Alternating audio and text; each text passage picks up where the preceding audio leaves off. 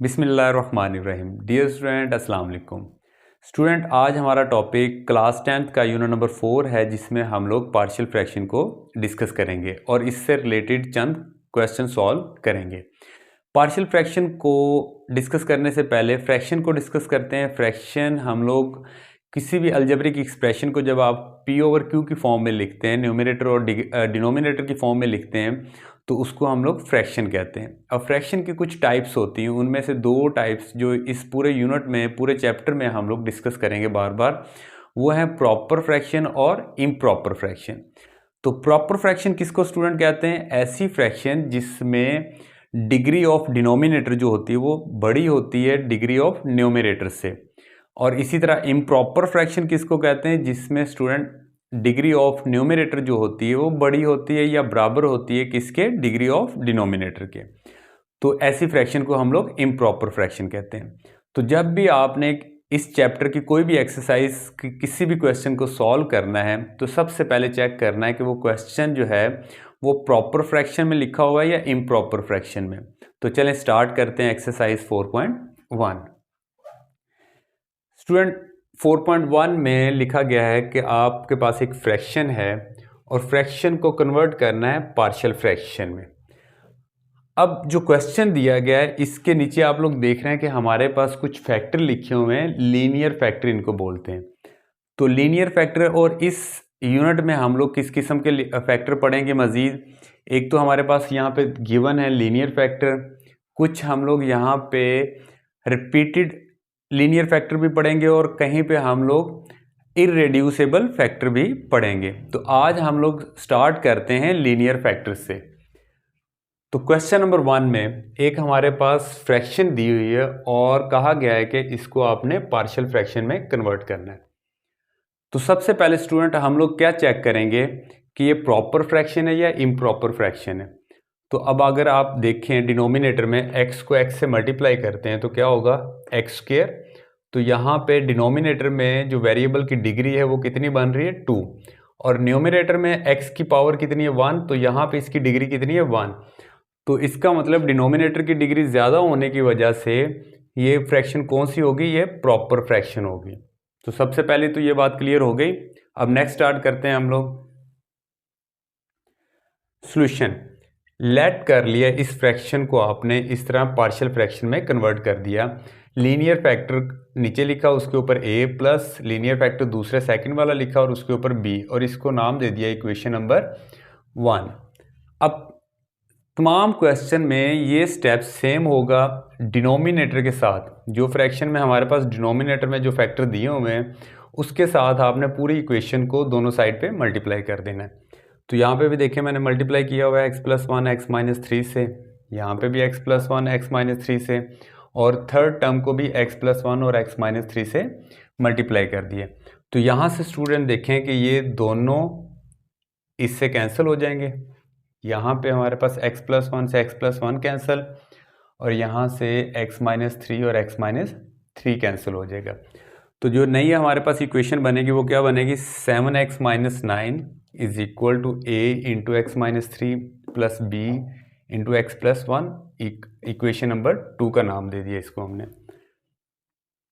अब जो हम लोगों ने पहला फैक्टर लीनियर फैक्टर है इसको इक्वल टू 0 पुट करना है। x+1 equal to 0, that is x is equal to -1। +1 इस तरफ आएगा तो क्या हो जाएगा? -1, और इसको पुट कर देना इक्वेशन नंबर 2 में आपने। तो x इज इक्वल टू -1, जहाँ पे x है वहाँ पे -1 पुट करते जाएं। x की जगह पे -1 आ गया, x को रिप्लेस कर दिया -1 के साथ, x को रिप्लेस कर दिया -1 के साथ। 1 और -1 स्टूडेंट क्या हो गया? 0, और b को 0 से मल्टीप्लाई करेंगे तो ये सारी वैल्यू 0 हो जाएगी।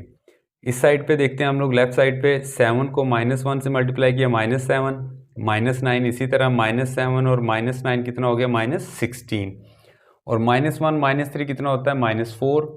अब यहाँ पे -4 a के साथ मल्टीप्लाई हो रहा है तो ये माइनस से माइनस कैंसिल हो जाएगा। 4 मल्टीप्लाई हो रहा था, 4 इस साइड पे आएगा तो क्या हो जाएगा? डिवाइड। 16 को जब 4 पे डिवाइड करेंगे तो a का आंसर आ गया हमारे पास 4। तो ये हमारे पास a की वैल्यू आ गई जब आपने उसका फैक्टर जो है वो इक्वल टू पुट 0 किया।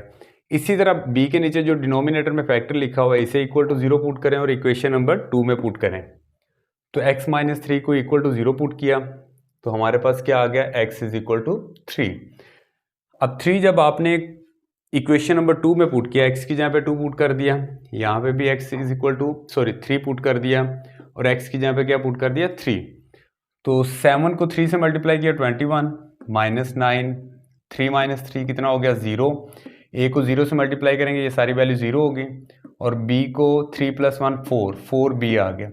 अब 4 स्टूडेंट देख रहे हैं कि यहाँ पे मल्टीप्लाई हो रहा है, इस तरफ आएगा तो क्या हो जाएगा, डिवाइड। 12 को जब आप 4 पे डिवाइड करते हैं तो हमारे पास आंसर क्या आ गया, b इज इक्वल टू 3। तो दोनों जो अननोन थे जब आपने फ्रैक्शन को कन्वर्ट किया था पार्शियल फ्रैक्शन में, तो जो हमारे पास लेट किए हुए थे 2 अननोन, उनकी वैल्यूज आ गई। उन दोनों वैल्यूज को आप लोग इक्वेशन 1 में पुट कर देंगे। तो यहाँ पे आप लोग देख सकते हैं इक्वेशन 1 में a की जगह पे जो इसका आंसर आया था 4 वो पुट कर दिया गया और b की जगह पे आपने उसकी वैल्यू 3 पुट कर दी। तो ये हमारे पास आंसर आ गया। आप लोग देख सकते हैं कि एक फ्रैक्शन को पार्शियल फ्रैक्शंस में कन्वर्ट कर दिया गया। क्वेश्चन नंबर 1 हमारा यहाँ पे कंप्लीट हुआ स्टूडेंट। अभी हम लोग एक क्वेश्चन करते हैं जो जिसमें फ्रैक्शन हमारे पास इम्प्रॉपर फ्रैक्शन गिवन होगी। तो इम्प्रॉपर फ्रैक्शन को आप लोगों ने किस तरह सॉल्व करना है, तो ये हमारे पास एक इम्प्रॉपर फ्रैक्शन है। अब इम्प्रॉपर फ्रैक्शन को चेक करने के लिए हम लोग देखेंगे न्यूमरेटर की डिग्री इस वक्त क्या है 3 और डिनोमिनेटर की डिग्री क्या है हमारे पास 2। तो इम्प्रॉपर फ्रैक्शन हम लोग उस फ्रैक्शन को कहते हैं जिसमें न्यूमरेटर की डिग्री डिनोमिनेटर की डिग्री से बड़ी हो या इक्वल हो, तो उसको हम लोग इम्प्रॉपर फ्रैक्शन कहते हैं। तो सबसे पहला काम क्या होता है कि इम्प्रॉपर फ्रैक्शन को आपने प्रॉपर फ्रैक्शन में कन्वर्ट करना है। अब कन्वर्ट करने का तरीका क्या है कि न्यूमरेटर को आप डिनोमिनेटर पे डिवाइड करेंगे। अब न्यूमरेटर को आप डिनोमिनेटर पे डिवाइड करेंगे तो 3x² को 2x से मल्टीप्लाई करें तो 6x3 होता है। 2x को इन तीनों टर्म से मल्टीप्लाई करेंगे तो हमारे पास कुछ इस तरह की वैल्यूज आएंगी। अब डिवीजन में आप लोग क्या करते हैं, साइन चेंज कर देते हैं। तो यहाँ पे आप लोग देखें कि इनकी कटिंग हो गई, 5x² प्लस 4x 9x² आ गया प्लस 2x और माइनस 7। तो यहाँ पे स्टूडेंट मिस्टेक कर देते हैं, समटाइम वो इनको ऐड कर देते हो, तो ऐड नहीं कर सकते क्योंकि ये कांस्टेंट है और यहाँ पे हमारे पास इसके साथ क्या है, वेरिएबल। तो ये इसी तरह ये वैल्यूज़ नीचे आ जाएंगी प्लस 2x और माइनस 7। अभी मज़ीद इसे डिवाइड करेंगे, उसकी रीज़न ये है कि अभी भी देखें आप इसकी डिग्री, ये जो अलजेब्रिक एक्सप्रेशन है इसकी डिग्री और जिस पे आप डिवाइड करें दोनों की डिग्री क्या है, सेम। तो तब तक डिवाइड करते जाना जब तक इसकी पावर इससे कम नहीं हो जाती। तो नेक्स्ट स्टेप में देखें 3x² को किससे मल्टीप्लाई करें, प्लस 3 से, तो ये 9x² हो जाएगा। तो इस प्लस 3 को इन तीनों से मल्टीप्लाई करें, तीनों से मल्टीप्लाई करने के बाद हमारे पास कुछ इस तरह की टर्म्स आ जाएंगी।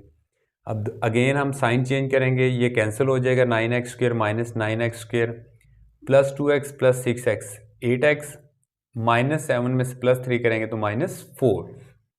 तो अब स्टूडेंट देखें इम्प्रॉपर फ्रैक्शन को प्रॉपर फ्रैक्शन में कन्वर्ट किया, जिस चीज़ से आपने मल्टीप्लाई किया उसे आपने साइड पे लिख लिया 2x प्लस 3, और जो आपके पास रिमाइंडर था, जो आपके पास क्या था रिमाइंडर, उसे आपने ऊपर न्यूमरेटर बना दिया और जिस पे आपने डिवाइड कर दिया वो आपके पास डिनोमिनेटर में इसी तरह आ गया।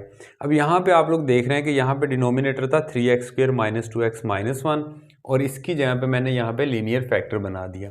तो ये किस तरह हुआ है, यहाँ पे मैंने ये रफ साइड पे आपको करके सॉल्व करके बताया है कि एक क्वाड्रेटिक इक्वेशन को या क्वाड्रेटिक हमारे पास अलजेब्रिक एक्सप्रेशन है, इसको आपने लीनियर फैक्टर में कन्वर्ट कर दिया। तो ये ऑलरेडी आप लोगों को मालूम है फैक्टर किस तरह बनाने हैं। तो अब इससे आगे स्टूडेंट क्या करना है कि इस पोर्शन को,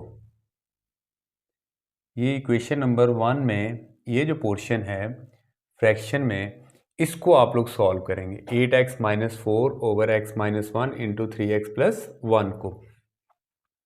तो यहाँ से आगे ये क्वेश्चन नंबर 1 की तरह बिल्कुल लीनियर फैक्टर है, तो यहाँ पे a over x minus 1 plus b over second आपके पास फैक्टर आ गया। अब जिस तरह क्वेश्चन नंबर 1 में आपने किया था कि डिनोमिनेटर में जो था उसी से आपने मल्टीप्लाई कर दिया था तमाम टर्म्स के साथ। अब तमाम टर्म्स के साथ जब x माइनस 1 3x प्लस 1 से मल्टीप्लाई करेंगे तो हमारे पास जो इक्वेशन बनेगी वो हमारे पास कुछ इस तरह की बनेगी 8x minus 4 is equal to a into 3x plus 1 plus b into x minus 1। और इसको हमने इक्वेशन नंबर 3 का नाम दे दिया। अब सेम क्वेश्चन नंबर 1 की तरह आप जो लीनियर फैक्टर है ए के नीचे जो फैक्टर है उसको आप इक्वल टू 0 पुट करेंगे, x इज इक्वल टू 1 आ जाएगा। अब इस 1 को आपने इस इक्वेशन नंबर 3 में पुट कर दिया। अब 3 में पुट करने से यहाँ पे देखें 1 माइनस 1 जब मैं यहाँ पे पुट करूँगा तो 1 माइनस 1 क्या हो जाएगा 0। तो इसमें पुट करने की ज़रूरत नहीं, मैं सिर्फ a में पुट कर रहा हूँ।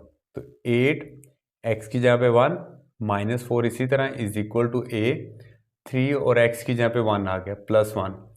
3 को 1 से मल्टीप्लाई करेंगे 3 प्लस 1 4 और इधर से 8 को 1 से मल्टीप्लाई करेंगे 8 में से माइनस 4 किया तो 4 मल्टीप्लाई हो रहा था, इस तरफ आएगा तो डिवाइड, 4 को 4 पे डिवाइड किया तो a is equal to 1 answer आ गया। इसी तरह हम लोग ये जो b के नीचे फैक्टर लिखा हुआ लीनियर फैक्टर इसको भी इक्वल टू 0 पुट करेंगे और वहां से x की वैल्यू आएगी -1/3।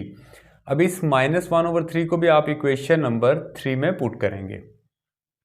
अब स्टूडेंट यहाँ पे देखें, यहाँ पे मैं x की जगह पे अगर मैं -1/3 पुट करता हूँ तो 3 से ये 3 कैंसिल हो जाएगा और x की जगह पे क्या आ जाएगा -1। तो -1 प्लस 1 क्या हो जाएगा 0। तो इसमें इसका मतलब है कि a में भी वैल्यू पुट करने की ज़रूरत नहीं है, सिर्फ आप b में x की जगह पे उसकी वैल्यू पुट करेंगे। इसी तरह लेफ्ट साइड पे पुट कर दिया 8 x की जगह पे मैंने -1/3 -4 इसी तरह आ गया is equal to b x की जगह पे -1/3 और -1। अब इसको आपने सॉल्व करना है। 8 को -1 से किया तो -8/3 -4 इसी तरह, इसका एलसीएम ले लिया 3 को -1 से किया तो -3 -1 -3 -4/3 आ गया। इसी तरह इसका भी एलसीएम लें, इसके नीचे क्या होता है हमारे पास 1 3 और 1 का एलसीएम 3, क्रॉस मल्टीप्लाई करें 1 को -8 से किया तो -8, 3 को -4 से किया तो -12।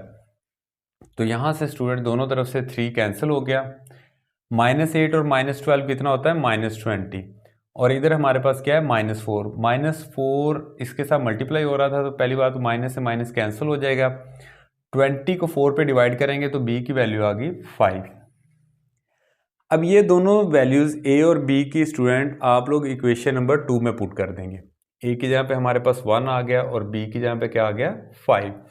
अब यहाँ पे समटाइम स्टूडेंट मिस्टेक करते हैं कि इसी को आंसर लिख देते हैं, लेकिन हमारा क्वेश्चन क्या था, क्वेश्चन हमारे पास बेसिकली ये है। तो इसको आपने कन्वर्ट किया था इक्वेशन नंबर 1 में और ये जो सारा आंसर आया है वो किसका आंसर आया है, इस पोर्शन का आया है। तो अब आपने इस आंसर को लिखना है इसकी जगह पे, तो मैंने यहाँ पे लिख दिया इक्वेशन 1 बिकम, तो ये सारी इक्वेशन लिखी is equal to 2x plus 3 इसी तरह आ गया और इस सारे का जो आंसर आया था 1/x-1 प्लस 5/3x प्लस 1। तो ये स्टूडेंट हमारा आंसर आ गया। तो डियर स्टूडेंट आज हमारी एक्सरसाइज 4.1 यहाँ पे कंप्लीट होगी। टोटल इस एक्सरसाइज में 8 क्वेश्चन थे। 8 क्वेश्चन में से मैंने 2 क्वेश्चन करवाए हैं, एक प्रॉपर फ्रैक्शन का और एक इम्प्रॉपर फ्रैक्शन के। तो बीच में जितने भी क्वेश्चन है वो आप लोगों ने खुद ट्राई करनी है। उम्मीद है कि आज आपको समझ आ गई होगी, इसकी प्रैक्टिस कीजिएगा। सर रिजवान को इजाज़त दें, अपना बहुत सारा ख्याल रखें। अल्लाह हाफिज़।